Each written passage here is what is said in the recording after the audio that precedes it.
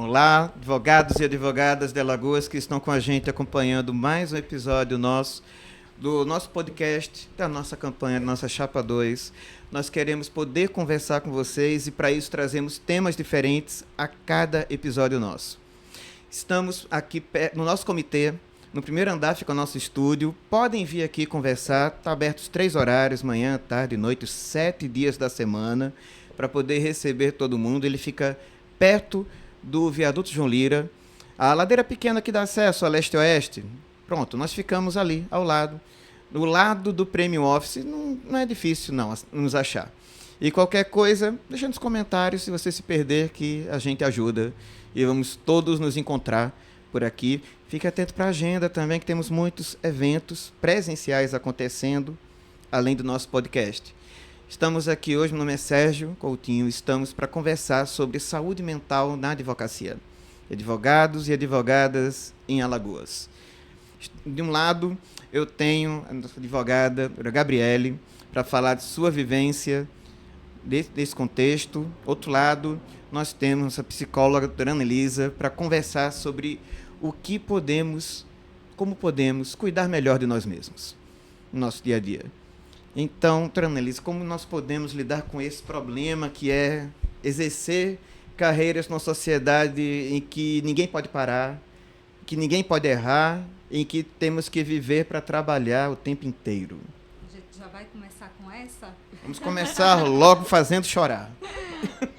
Eu queria, na realidade, retornar um ponto que teve a ver ali com o seu convite, né? Com o modo como você me convida para estar aqui presente com vocês, e aí você fala, né? Vai ter uma advogada que está no início do percurso, Gabriel, e tem um advogado cansado. Ele não Prazer. me falou quem era o advogado cansado. Quando eu cheguei aqui eu descobri.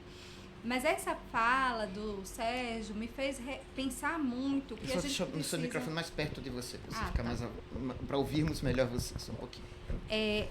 O Sérgio, né, quando ele traz essa fala, isso rapidamente me remete a um ponto que a gente precisa entender, que algo da saúde mental, né, do sofrimento, está no início, durante e no final desse percurso de vocês, né, dentro da profissão de vocês, da advocacia, né? Então, acho que esse é um ponto, assim, não é porque é jovem, está iniciando, está começando o percurso, que não pode acontecer de ter algumas questões. Por outro lado, não é porque já tem experiências, muitas experiências, que também está livre aí de ter alguns momentos de sofrimento. Para além disso, eu acho que você tocou num ponto importante, Sérgio. A gente está numa sociedade, numa lógica em que a gente precisa estar produzindo o tempo todo, o tempo todo, o tempo todo. Né? E o advogado não está fora dessa lógica. Ele faz parte desse espaço social, dessa sociedade. Então, ele também sofre os efeitos disso, né? Eu costumo dizer que a ansiedade, por exemplo, ela vai ter aí como um pano de fundo o modo como a gente se relaciona com o tempo. Se a gente corre,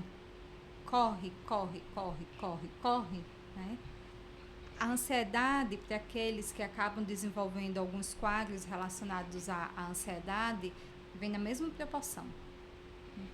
Tem um livro de Maria Rita Kell, psicanalista, que ela vai falar O Tempo e o Cão. O nome do livro é esse, o título do livro é esse, O Tempo e o Cão. E que ela vai falar justamente, fazer uma aproximação ali de que essa lógica desse tempo, dessa correria, de que a gente precisa estar o tempo todo produzindo, que faz a gente adoecer. Seja em relação a um quadro aí de ansiedade, de depressão, mas de modo geral de sofrimento, né? E parece que o advogado não está fora disso por fazer parte desse circuito, mas não só. Parece que existe uma exigência, um ideal, né, de que precisa estar sempre produzindo. Nós temos uma situação muito interessante na linguagem dentro da advocacia, quando as pessoas estão na faculdade de Direito, principalmente na parte de prática jurídica, nos últimos períodos, fala-se muito em, não, eu tenho que fazer um habeas corpus, eu tenho que fazer um mandato de segurança, eu tenho que fazer não sei o quê. quando se está no dia a dia da advocacia, eu tenho 3 prazos, eu Sim. tenho 4 prazos. Por quê? Porque tudo é sempre o tempo contra nós. A doutora Gabriela compartilhava com a gente, antes da gravação, uma experiência sobre um momento em que ela estava no trabalho muito interessante. Pode falar com a gente agora disso? Primeiro, gostaria de agradecer o convite, doutor Sérgio. E, então, justamente o que tanto o doutor Sérgio quanto a doutora Annelise estavam falando, a vida do advogado acaba sendo muito corrida. E isso começa não só quando a gente inicia na advocacia, mas vem com o final da faculdade, com a pressão que é tanto para se formar, enfim, no momento do TCC, quanto para ser aprovado no exame de ordem. E aí, após a aprovação do exame de ordem, o que a gente vai fazer? Né? Vem a pressão externa de vai advogar, vai fazer concurso. Então, o advogado ele é sempre muito pressionado, seja dentro do judiciário ou não, pela sociedade. Né? Uma pressão muito grande com prazos, com o que você vai fazer e com o tanto que você é bom, porque querendo ou não, a gente lida muito com a competitividade, apesar de hoje em dia a gente tentar combater isso o máximo possível, principalmente agora durante a campanha, a gente sente esse clima muito leve aqui, mas na vida nem sempre acontece isso. A gente lida muito com colegas extremamente competitivos que buscam diminuir o advogado, clientes que não entendem a questão dos prazos, porque o advogado ele precisa do judiciário. E o judiciário, ele tem suas demoras, ele não é célere, nunca é célere. Então, assim, pra gente chegar a explicar a um cliente isso, que é uma pessoa leiga, é muito complicado. Há também a pressão muito grande quando a gente se coloca em um ambiente de cuidar do direito do outro. Quando você assume para si aquele direito como se fosse seu. Porque o papel do advogado é defender o direito do constituinte. E no momento que a gente assume, é um desgaste muito grande, tanto físico, quanto psicológico, quanto cognitivo. O advogado, ele acaba vivenciando. Eu fui estagiária da Defensoria Pública e muitas vezes eu levava o problema do meu assistido para casa. Eu sofria com aquelas demoras, eu sofria com mulheres que eram espancadas, com mulheres que sofriam dentro do ambiente familiar. Eu trabalhei na Inicial de Família e Sucessões. Então, assim, era recorrente ver casos de crianças que estavam sendo abusadas e a gente acaba consumindo muito isso. E cuida tanto do outro, mas quem vai cuidar de nós? A gente acaba esquecendo que precisa ser cuidado também e tendo uma dificuldade porque para não se mostrar frágil, né? Para que aquela fragilidade não nos comprometa profissionalmente.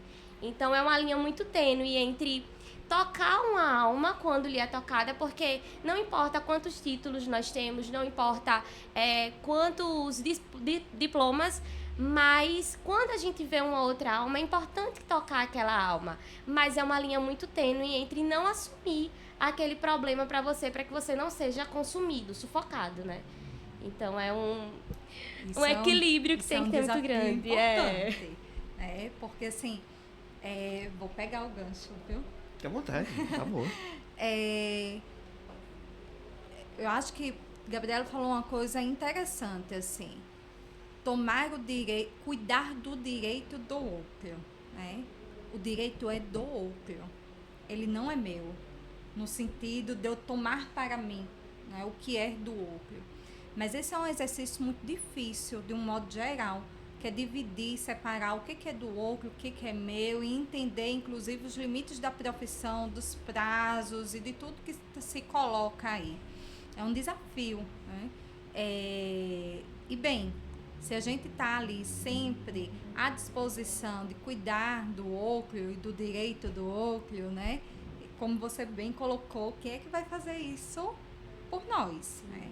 E aí eu vou ter que falar, né? Procurem aí seus consultórios, seus terapeutas, seus analistas, para poder ter um espaço onde vocês possam falar e fazer essa separação do que é do outro e do que é meu, né? E que às vezes a gente vai conseguir fazer algo dessa construção dentro de um consultório, porque a gente também tem uma coisa muito em torno de uma ideia de que se você não faz, se você não ajuda, é porque você é egoísta, é porque você não é bom, é porque coisas nesse sentido.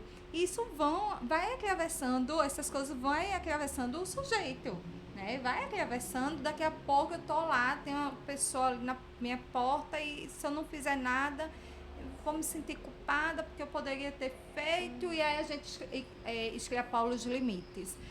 Ontem, né, eu estava fazendo um atendimento a uma paciente que ela é da área da saúde, e aí da hora, assim, próximo da hora dela ir embora, 4 horas da tarde, e ainda tinha um paciente que ela precisava visitar.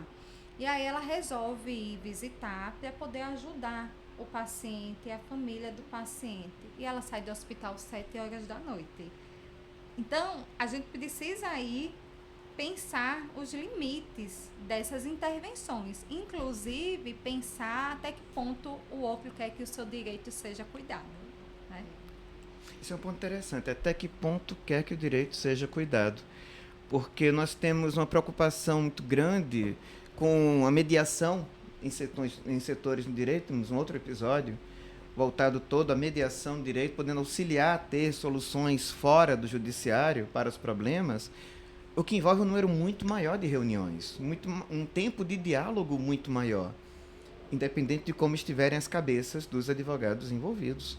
Podem estar nessa mesma pressão, autocobrança o tempo inteiro, e tendo que acalmar as pessoas em a audiência de mediação. Como eu vou manter meu cliente equilibrado se eu estou precisando de ajuda? Verdade. Já que eu tenho que estar lidando com clientes diariamente. Para poder agendar o nosso podcast, alguns advogados têm reagendado várias vezes. Porque surgiu uma audiência de repente, surgiu uma prisão de repente, surgiu algum problema novo, um cliente parou no escritório esperando por ele de repente. Não tem horas, não tem hora. Já tivemos episódio em que a maior dificuldade era ficar sem o celular ao lado. Isso posso ficar por quanto tempo sem ele aqui?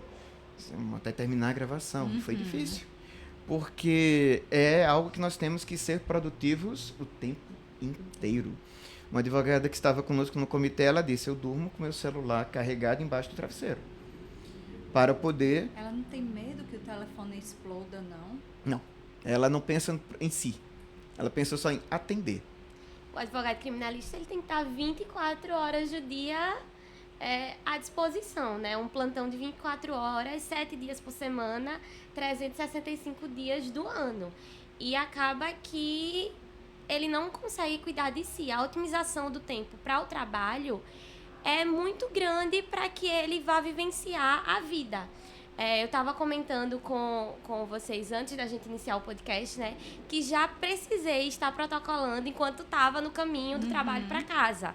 Então, aproveitava ali o trânsito, parava, conectava a internet e ia fazendo para otimizar o tempo. Para que quando eu chegasse em casa, caso precisasse trabalhar mais, eu ia trabalhar. E um dos cuidados é, sim, procurar terapia, procurar... uma ajuda psicológica. A doutora vai acredito que confirmar a minha teoria, mas acredito que vivenciar os nossos amores, a nossa família, os nossos hobbies, seja também uma forma de cuidado psíquico que a gente acaba negligenciando muito, né? O descansar acaba sendo uma fraqueza por conta desse estereótipo de super-heroísmo que o advogado precisa assumir. Então, assumir que precisa vivenciar, de fato, a vida é muito complicado quando a gente está nessa profissão. Mais uma vez, eu acho que a gente tem um atravessamento social. Sim. Aí, de uma lógica neoliberal, né? E que vai nos atravessando, sejam os advogados ou outras profissões. A gente tem que estar nessa lógica de produzir, né? Isso tem efeitos. Eu acho que um exercício bom é de parar para pensar onde é que a gente está nessa história toda. Qual é a prioridade que a gente está se dando e dando às pessoas que estão ao nosso redor, né? E que a gente tem ali uma construção de afeto e tal. Então, às vezes a gente precisa entender que a vida não se resume a trabalho. E mais, que o fato de uma pessoa ter se formado em direito, ter se tornado advogado, não significa que esse é o nome dela. ela continua sendo fulana com sobrenome, né? Porque algumas pessoas, em algumas profissões, inclusive, isso é muito característico, incorporam a profissão de tal modo que parece que não conseguem mais se perceber fora da profissão. Se perde, acaba se perdendo. Né? E aí vou eu trazer outra referência para a gente pensar um pouco. Machado de Assis tem um conto que o título... É um conto curtinho, um conto. O título é O Espelho. E que ele vai falar de um policial que não se vê fora da profissão, né? E que a gente vai ver algumas pessoas aí que entram, né, tomam a profissão ali quase como se fosse uma segunda pele. E aí, né, não consegue mais fazer nada que não esteja relacionado a isso. E aí a gente também tem os atravessamentos do mundo digital, né? Porque, assim, parece que a gente não existe se a gente estiver fora do digital, se a gente estiver sem o telefone, coisas nesse sentido que são próprias do tempo que a gente está vivendo. Mas eu fico pensando, assim, na época que não tinha telefone celular, como que era? Porque o telefone celular, ele também traz uma urgência. Eu saía para, sei lá, eu ia para o colégio, a minha mãe ia ter que esperar eu chegar em casa para falar comigo. E era isso, né? Hoje não. Tá onde? Fazendo o quê? Vem que horas, sabe? Então a gente vai vendo, né, que esse telefone, essa era digital, ela também tem colocado a gente numa posição de estar numa urgência o tempo todo, né? Porque algumas coisas podem esperar. A doutora Gabriele dizia há pouco, antes de começarmos a gravar, que a OAB Nacional lançou uma cartilha preocupada com o assunto. Mas, Gabriel, pensar em uma cartilha sobre isso parece para mim, quando eu estava no estágio, no TRT, e perguntaram para mim assim, Sérgio, você já teve o nosso treinamento anti-incêndio? Era uma piada que eles sempre usavam para os estagiários e eu não sabia. Disse, não tive. Disse, venha cá para o nosso treinamento. Me levou até em frente ao elevador e tem uma placa, em caso de incêndio, não entre em pânico. Pronto, você está treinado. Porque só em ler essa placa está garantido que você vai ficar bem.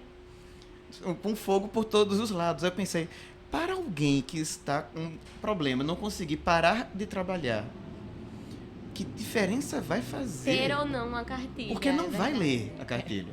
Nós temos uma proposta aqui, três nossas propostas de campanha, bem simpática, bem interessante e bem inovadora, que é um programa de advogados muito experientes prestarem auxílio individual para advogados iniciantes.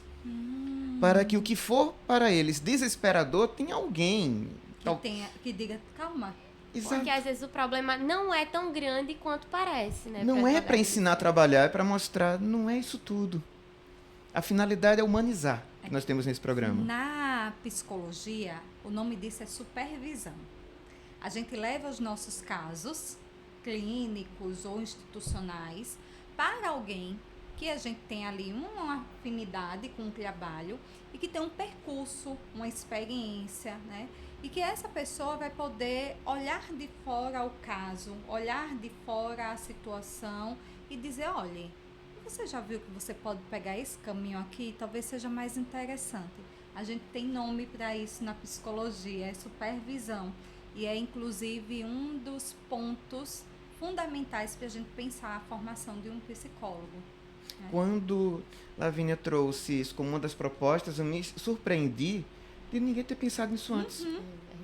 Porque parece que todos nascem prontos na advocacia. E não é, né? Eu estava atendendo uma turma no mestrado, no aula, eu disse atendendo porque estava no momento de tirar dúvidas sobre os projetos. E eu coloquei assim, todos vão comentar seus projetos e é uma obrigação da turma achar problemas nos projetos dos outros. Todos, no primeiro momento, ficaram tensos. Mas é para todos colaborarem em seguida. Porque ninguém mais vai ficar sabendo. É só entre nós aqui. No terceiro que estava se apresentando, me dizia, nossa, eu tenho 20 anos de carreira, Sérgio, e nunca tive alguém para fazer isso por mim. E aqui, no mestrado, pela primeira vez eu tive. Todo mestrado tem isso? Não tem. Nem tem isso em todo curso de graduação, nem tem isso nos escritórios. É somente, colocou o terno, é como se fosse um Batman. um superpoder, né? Que você já assume todas as leis, todo o conhecimento, toda a forma jurídica de falar, de se portar, acaba virando uma obrigação, porque quando a OAB Nacional cria essa cartilha, dando o problema, mas não nos dando a solução, porque elenca, eu estava até comentando com a doutora, elenca uma série de doenças que a profissão pode lhe causar. Então, assim, acaba sendo muito assustador. Você ter ansiedade generalizada é muito assustador. Porque eu acredito que você fique ali paralisado. Você não vai saber o que você fazer. Sim. E diante de prazos, de processos que estão correndo, de clientes que estão no seu celular, na porta do escritório, o que é que você vai fazer? Muitas vezes de equipe para gerenciar. Então, a ansiedade generalizada, você paralisado. O que é que você vai fazer diante disso? Nada. Você não lhe dá a solução, justamente, e acredito que essa proposta, doutora Lavínia, é muito importante, não só no início da carreira, mas para outros advogados. A gente não consegue se especializar em todas as áreas. Então, assim, muitas vezes a minha especialidade não é criminal, mas pode ser que me ocorra de que um cliente criminal chegue até mim para que eu precise atender. Então, ter alguém com experiência, ter alguém com aquele conhecimento, vai me deixar mais tranquila para que eu possa, se eu quiser, atender aquele cliente. Então, é assim, uma proposta muito inovadora, porque não adianta você ter um espaço físico para atender advogados quando você não tem a preparação, não só do psicólogo, mas também orientações na própria área para atender essas demandas do advogado. Não só do jovem advogado, mas do advogado que já está na labuta há um certo tempo. É realmente muito incrível a proposta. E o que você teria como uma mensagem diante de tantos sofrimentos e tantos, eu não vou dizer como últimas palavras dos advogados, mas como uma mensagem para que a gente não entre em pânico generalizado? Eu acho que cada um precisa reconhecer seus limites, né? Reconhecer que a gente não dá conta de tudo, que ninguém é perfeito, que a gente falha e é preciso ter espaço para falha em certa medida, que às vezes tirar o terno e ir à praia é importante, né? E para além disso, reconhecer aí quando essa pessoa está num certo sofrimento, paralisado, angustiado, né? Com uma tristeza muito recorrente, que é hora de procurar, de repente, uma ajuda profissionalizada, né?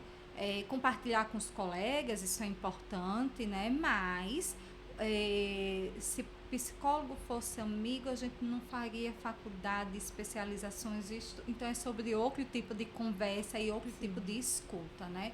Então, procurar profissionais que possam auxiliar aí nessa travessia, nesse percurso, né? Isso. E aí estamos aqui juntos, não só pedindo seu voto, mas também com você para poder ajudar no seu dia a dia por meio do nosso podcast. Obrigado e lembre da Chapa 2 quando for votar.